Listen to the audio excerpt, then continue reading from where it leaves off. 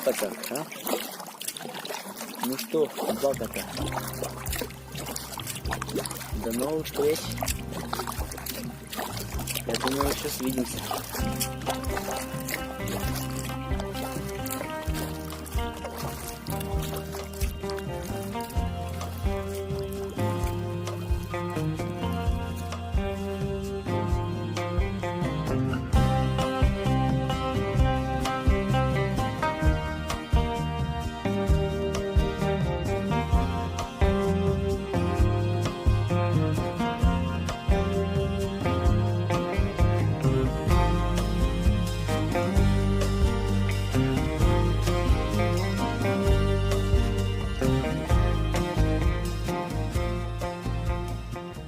Вода настолько чистая и прозрачная, что ее хочется пить. Я могу вставить ее туда полностью.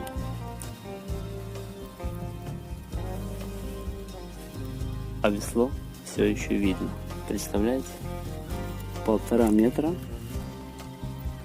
То есть это человек заходит по грудь в воду и видит свои ноги.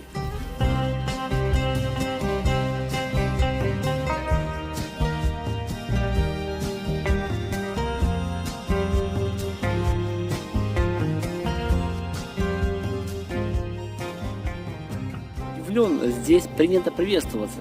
На Днепре, сколько я шел, ну только если совсем близко, или если я первый поднимаю руку, а здесь я даже не думал, я себе гребу, слева обходит моторка надувная на там 7 или 8 человек сидела, и капитан поднял мне руку, и у меня руки заняты были, я своим козырным капелюхом кивнул, справа обошел, также руку поднял, и это очень приятно. Неожиданно, с удовольствием буду здороваться, но просто я не ожидал, потому что на других реках так не заведено. У меня впереди за поворотом старая Ушица. И вдруг я решил посмотреть, как далеко Молдова. Так вот она по правую сторону от меня в 13 километрах. Так близко я подошел уже к соседнему государству. Если бы не моторные лодки, вообще сложилось впечатление, что я попал в какое-то время без людей. Так тихо.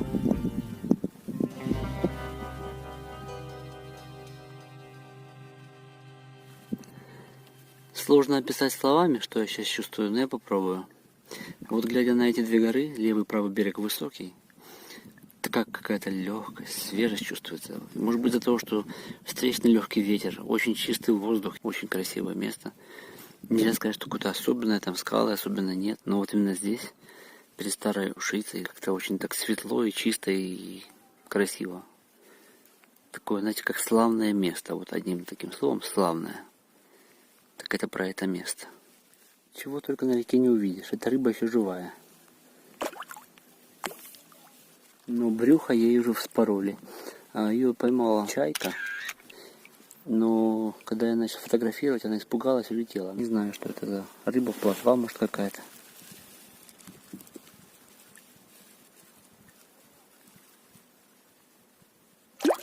Ну, мне везет на рыбу, конечно. То баклан поймает такого голавля, то чайка поймала. Я у них только отнимаю. Да, чего только не увидишь за 23 дня. Послушайте тишину.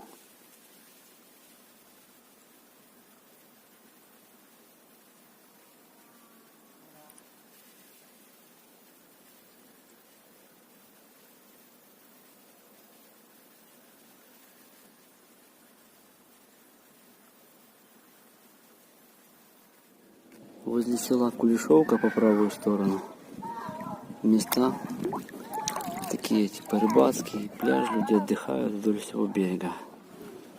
Где-то я уже прошел метров 300-400 и вся линия береговая в отдыхающих. Ну, в основном мужская половина рыбачит, а женщины с детьми загорают и плещутся. Мне до Новоднестровска остается 20-22 километра примерно. Там заканчивается моя первая часть маршрута, но река не перестает удивлять своей красотой, честно. Вот эти вот горы, там 100 метров бывает, до 200, но все равно на фоне моей ровной реки для меня это горы. И они попеременно то слева, то справа поднимаются, оголяя скалы, то деревья, там родники эти, водопады. К сожалению, камера не передаст такого звука, хотя она здесь очень чувствительная. Но над рекой днем, когда очень тихо, я каждый день слышу такой гул, рой как будто какой-то над головой у меня. Но это не над головой, это на всех этих берегах. Там жужжат пчелы, какие-то мухи, комары. Вот все вместе создает постоянный такой гул. Стоянку я хочу где-то себе найти вот уже в этом районе. Налево мне невыгодно перебираться. В идеале на правом берегу. Там Голицынский монастырь, по-моему. В общем, там недалеко до него километров, может быть, 10. Он на правой стороне. Мне бы на правой причалить. Река вот сейчас уходит вправо.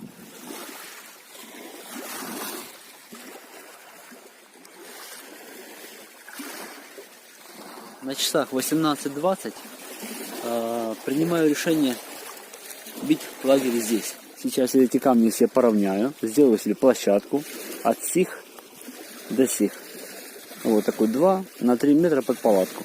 Вот, лодку здесь поставлю и привяжу ее к палатке. И она, в крайнем случае, если будет большой шторм и волна, она будет защищать меня от этой волны.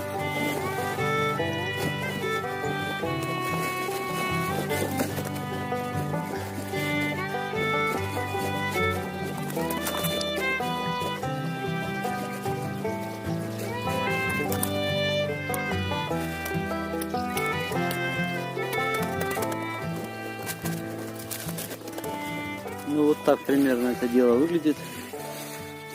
Ну а наверх подружаю палатку. Будет и мягко, и никакой камень не пробьет мне матрас. Да и само дно палатки. У меня будет закат сегодня. Я так за ними гоняюсь последние дни. Река стала шире, и есть возможность на закат посмотреть. Вот, пожалуйста. Прекрасное место, на самом деле, все хорошо. Выбрался я наверх более таким простым способом здесь. Сразу в лесочке. Красиво. А тут обрыв у меня сразу. Красота. Редко поднимаюсь над Днестром, все больше вместе с ним хожу. Хотя вот я не представляю, как пешком идти вдоль Днестра. Ну, даже большая река, я понимаю, уже не заросшая. Как здесь идти? Как вот здесь идти? Вверх-вниз по этим мирам. Рекой, конечно, проще ее изучать. Это надо дури иметь, чтобы пешком с ней идти. Нет, реки рекой ходить, а дороги дорогами. И все будет в жизни правильно. Все будет на своих местах. Операция И. Вот таким тонюсеньким ножом открыть вот эту банку. Я такого еще не проделывал. Надеюсь, у меня все получится. Да, работает. За счет вот этих зубчиков, здесь есть такие насечки, этим ножом хорошо хлеб резать. Оно его пиляет.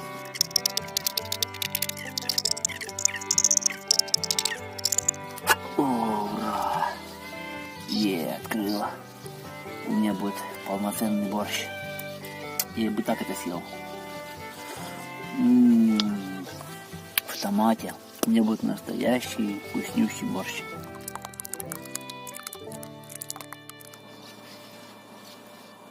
Эх, посмотрите на цвет этого борща.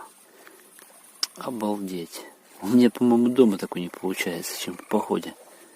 Да, такую трапезу не грех с кем-то разделить.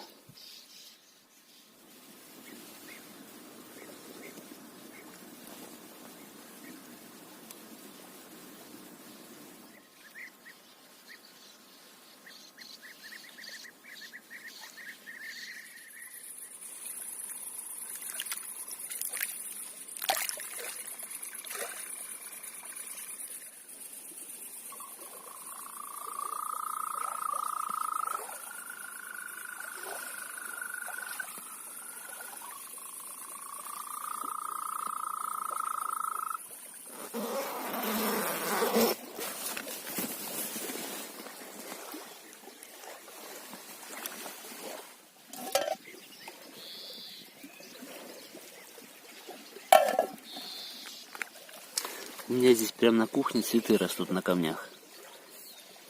А вот эта сыпуха образовала полочки, на которые удобно ставить всевозможные предметы.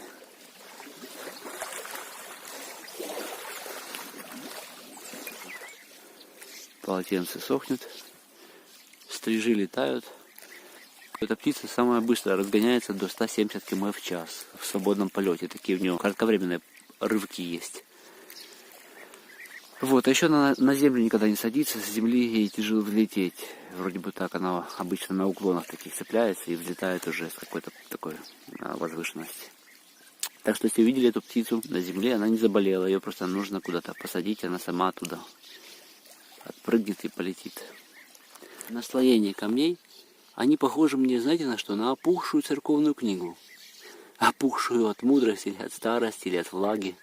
Правда? Вот смотрите, какие слои, слои, слои. Насколько интересно. А еще она очень крошится. Буквально вот разрушить можно, словно ту книгу, действительно, которая пролежала 200 лет, а потом ее коснулись. Не знаю, но мне очень похоже на страницы печатного издания. Вот. Видите, будто листы прям опухли, такие толстые. Книгу аж развернула. Ну все, пожалуй. Вот такая замечательная снова сегодня гладь на реке. Вода все так же прозрачна. Вот, держу за лопасть, и там видно вторую лопасть. 215 сантиметров весло. На 2 метра в глубину видно все в этой прозрачной воде. Здорово, хорошая чистая река. Только бутылок и мусора. А так она очень прозрачная, чистая. Но здесь уже, кстати, я меньше замечаю. Вот именно бутылок и так далее. Не знаю, как будто растворились в пространстве они. Смешные люди в верховьях. Они считают, что весь их мусор уносит в море. Он не доходит туда, он остается навсегда на этих берегах. Я-то это знаю. Непоротово, так местный маленький микрокурорт. Вот сдаются катамараны там в прокат, каяки, скорее всего, потому что только что видел пару семейную на байдарке, такой пластмассовой, пластиковой, двухместной. Это вот домики напротив стоят, 2-3-этажные с видом на реку. А там прямо виднеется Галицкий монастырь скальный. До него по прямой 2 километра. А еще вот так вот на воде всю дорогу я спасаю вот таких вот пассажиров. А вот смотрите. Видите? Пчела. Потом сажу их вот здесь у себя на нос. О, все. И вон там они подсушиваются у меня. А потом взлетают через полчаса. И мне от того радостно. Вот вижу я по правой стороне монастырь наверху, скальный, Галицкий. Вот я его сейчас увеличу. Вот это он в центре там. Единственное, мне не ясно, где каяк бросить. Вчера меня предупредили, что здесь много народу и может вещи побрать. Ну, короче, такое. Хотя вроде со мной такое не работает. И пока я завис. Вот, честно говоря. Пойду сейчас в бухту зайду, а там приму решение. А дальше дорога моя извивается влево. И за этой горой, километров через 10-12, финиш первой части украинской. Новоднестровск. Вот еще живая.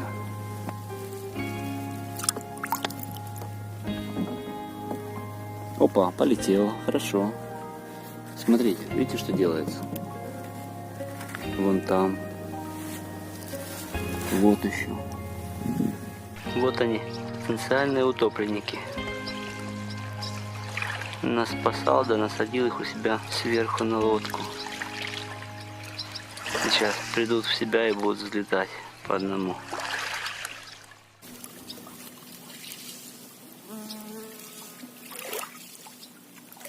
Все ж таки решился я подняться наверх. Подъем здесь весьма крут. Так что дыхание мое будет сбивчатым. Снизу стоял кораблик. Капитан Василий Васильевич сказал, став смело, никто не тронет каяка. Еще попросил его все-таки присмотреть за лодкой. О. Я вам скажу, уголончик тут будет здоров. Я думал, забегу молодым козленком. Фига себе, уголончик. Ладно, пока выключу. Я понял, я взял вот основной путь. Вон он, я взял короче и круче. Ясно, все.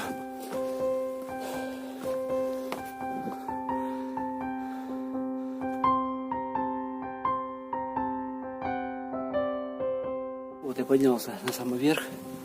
Времени мне в обрез, потому что там у меня лодка брошена, и я уже видел туристов, которые возвращались. Буквально просто обзорно такой сделаю.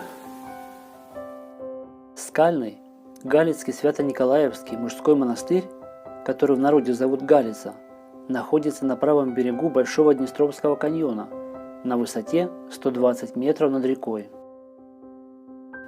Комплекс расположен в естественных пещерах на месте бывших языческих капищ. Дата постройки храма пока остается предметом дискуссий. Одни источники утверждают, что это произошло в IV веке, а другие, что в XII. В конце XIII века на него был совершен набег со стороны турецких завоевателей, и пещеры опустели. Позднее монахи вернулись в обитель и больше не покидали ее. Второй раз пещерный монастырь был опустошен во время Второй мировой войны.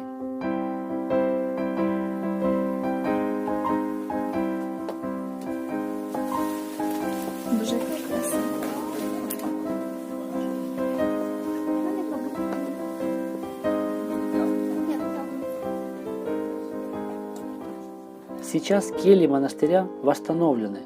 Прилегающая к монастырю территория тоже в ухоженном состоянии, хотя ремонтные и восстановительные работы не прекращаются.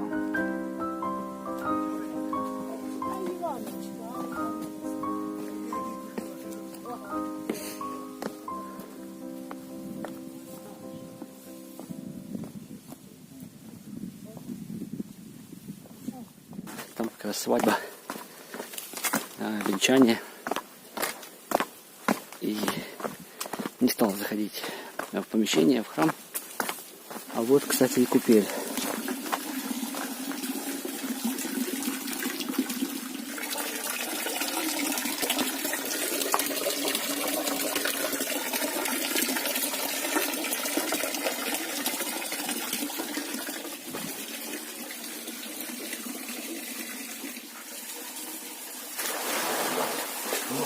Ух, водица!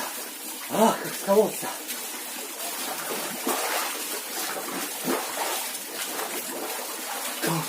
О, бодрит!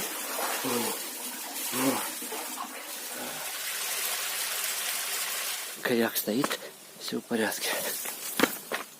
Хорошо. Вот так вот спонтанно сбегал. Если бы не эти кораблики, которые подъехали, может быть, не решился так. Хоть они и не присматривали за моей лодкой, но старт состоялся, процесс произошел. Еще и покупался в купели. Добро. Продолжаю.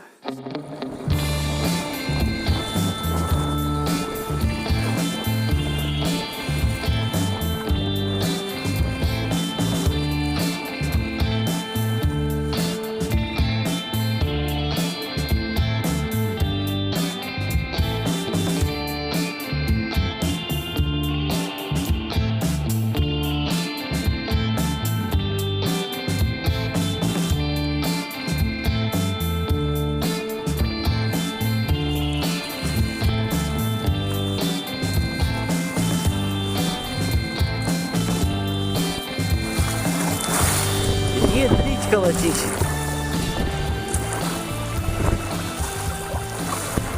Да, волны неподъемные. Лодка короткая. Не успевает разбить волну. Все летит в трюм. А я юбку не люблю одевать. Так уж устроен. И мне нужно только прямо добраться вон туда, 1 километр. До того берега. Под берегом там волны не будет такой. Ее практически от того берега и гонит.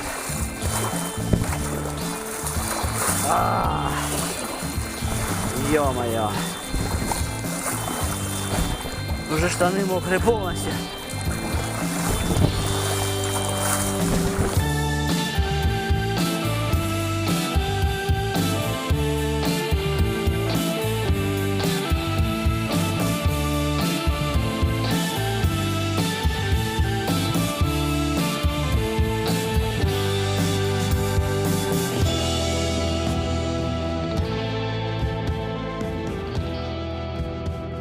В этих местах на байдарках не ходят, а теперь я снова диковинка на воде. Дети обращают на меня внимание, взрослые вообще откладывают свои дела и всей толпой смотрят на меня. Что за чудо в этих водах?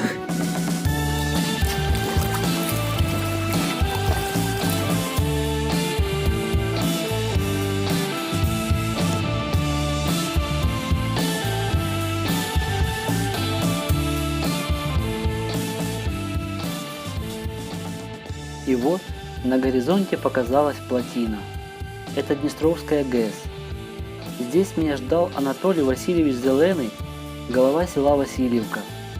Он встретил меня будто старого друга, а я, сойдя на берег, словно потерял контроль над ситуацией, оказавшись в надежных руках. Ну, встретил меня Анатолий Васильевич. Сейчас каяк погрузили наверх, я даже не ожидал, что можно так перевозить. Багажника нету, ну вот она на каремате. Ну, собственно, лодка не тяжелая, 10 килограмм. Она легкая. Спокойно поместилась сверху. Вещи я бросил все свои здесь в багажник. Ну, вот тут и вещей, в принципе, вот наплакал.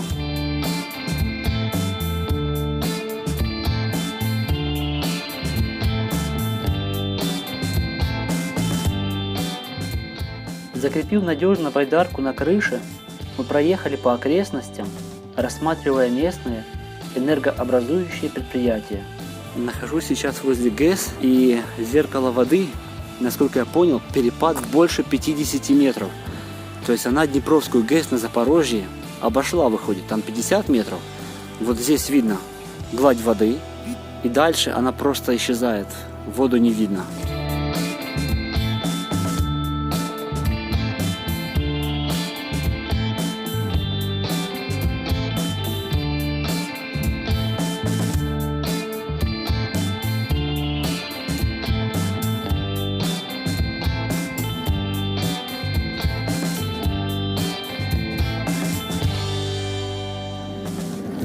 Це гідроакумулююча станція, так? Електростанція. Оце конструкція. Я навіть не знав, що таке в світі існує. Ну, це в світі потужності друга має бути. Перша у Японії. Матір Божа. Яка площадь покриття води? 250 гектарів наверху.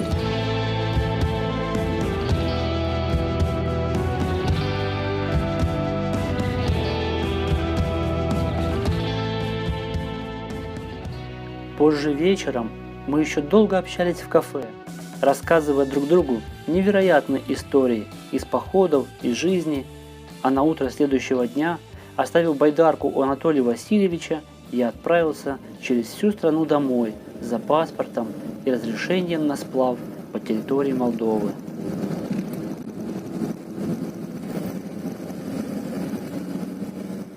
Проезжая над Днестром, я жадно цеплялся взглядом за реку.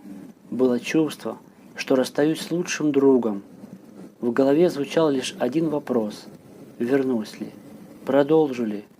А перед глазами мелькали картины пройденного вместе с рекою пути.